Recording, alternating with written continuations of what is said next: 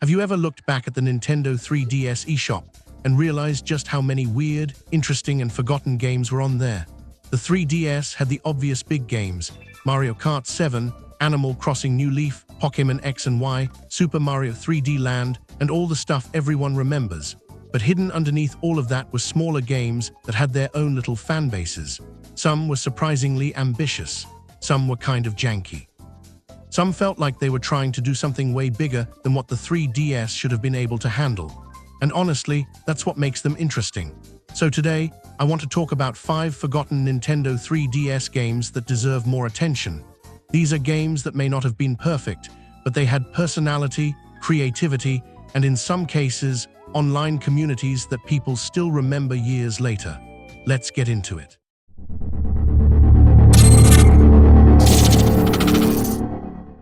Unit 4, this is Woper. I have your... Number 1, Ironfall Invasion. This is probably one of the most impressive forgotten 3DS games, because when you first look at it, it almost doesn't feel like it should be running on the 3DS. Ironfall Invasion was a third-person shooter made specifically for the Nintendo 3DS, and it was clearly trying to be the closest thing the system had to a console-style action shooter. You had cover-based shooting, a campaign mode, multiplayer, and a visual style that felt way more serious than what you normally saw on the eShop. And that's part of why it stands out. The 3DS was not exactly known for shooters. When people think of the 3DS, they usually think of platformers, RPGs, Pokémon, Mario, Zelda, Kirby, and maybe some weird eShop games. They do not usually think, ah yes, this is the perfect system for a gritty third-person shooter. But Ironfall actually tried it. Was it perfect? No. The controls could be awkward, especially if you didn't have the new 3DS C-Stick or Circle Pad Pro. The story wasn't exactly groundbreaking, and compared to shooters on home consoles, it was obviously limited. But for a 3DS eShop game, it was kind of crazy. It had real ambition. It felt like the developers looked at the 3DS and said, what if we made something that feels like a full console shooter, but squeezed it onto this little handheld? And honestly, that's why it deserves more attention. Even if you don't think it's amazing, it's still one of those games that makes you respect the effort. It showed that the 3DS could handle more than people expected. It's also one of those games where the multiplayer was a big part of the fun. Back when the servers were active, it had that small online community feeling where you might run into the same types of players again and again. That kind of thing is hard to recreate now. So Ironfall Invasion deserves to be remembered because it was ambitious, technically impressive, and one of the only games of its kind on the 3DS. It was not just another eShop game. It was a game trying to prove something. Next, we have iStation Z. Now this one is interesting because if you played it, you probably remember it. And if you didn't play it, it might look really strange at first.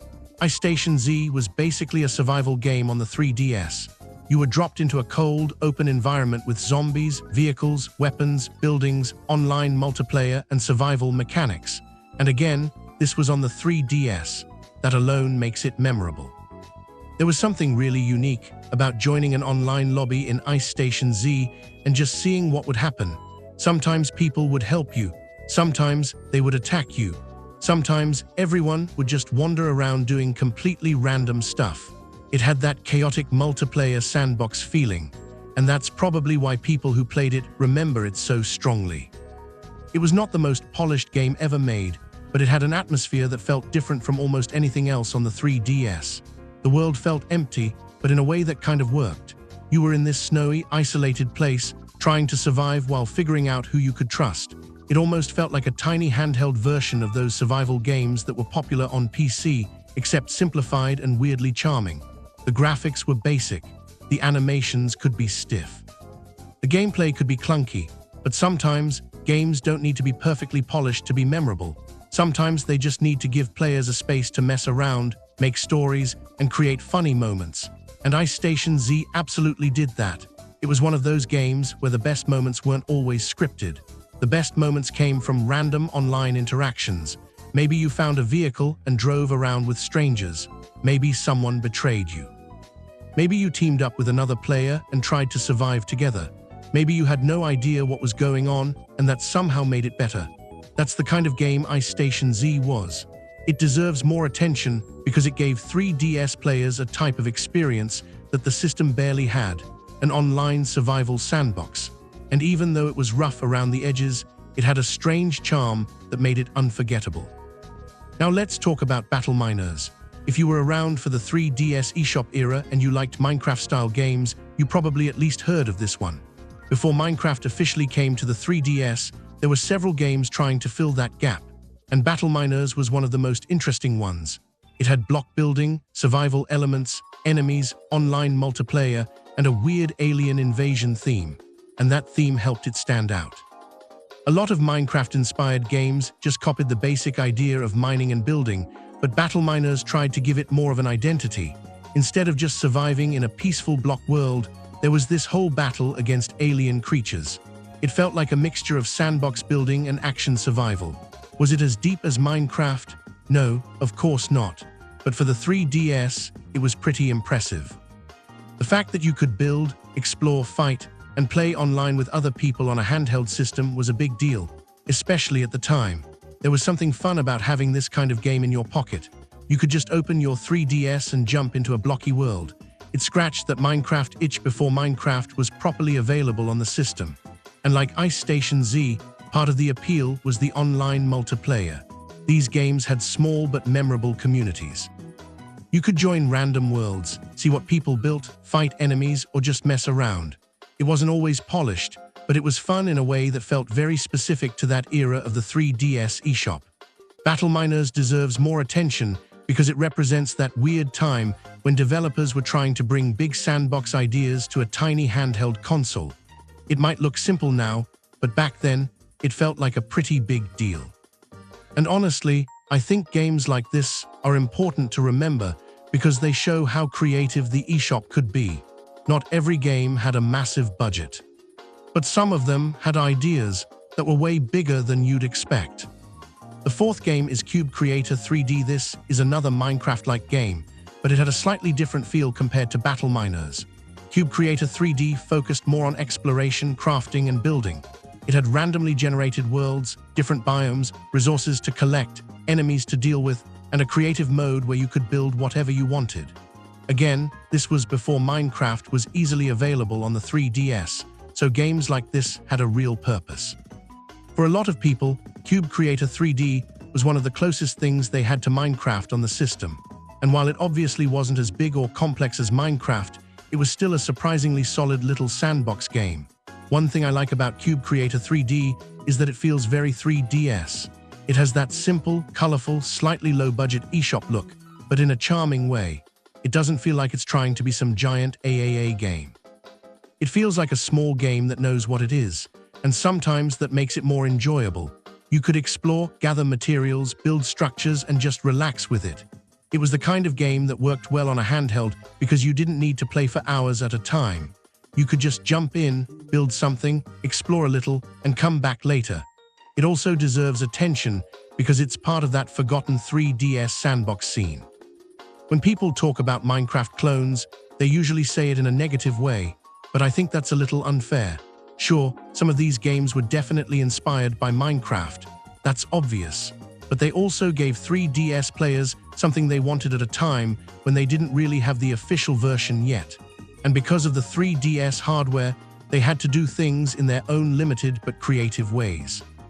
Cube Creator 3D may not be legendary, but it was a fun, accessible sandbox game that gave players a lot of freedom for an eShop title. And for that, it deserves a spot on this list. Finally, we have Moon Chronicles. This one is a little different from the others. While Ironfall was a third-person shooter, Moon Chronicles was a first-person shooter, and it was actually based on a Nintendo DS game called Moon.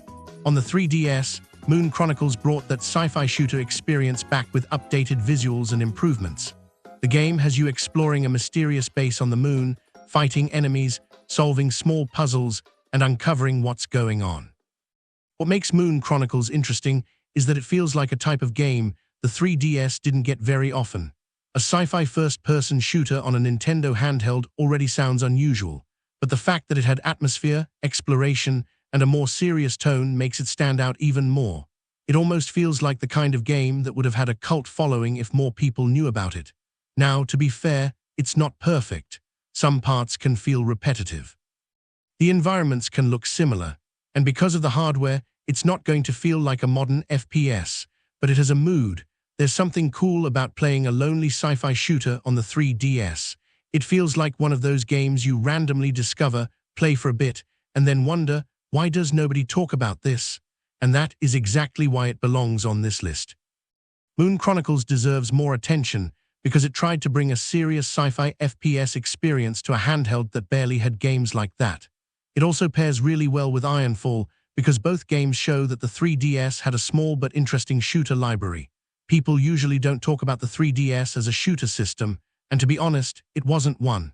But that's what makes games like Moon Chronicles and Ironfall so interesting. They were unusual.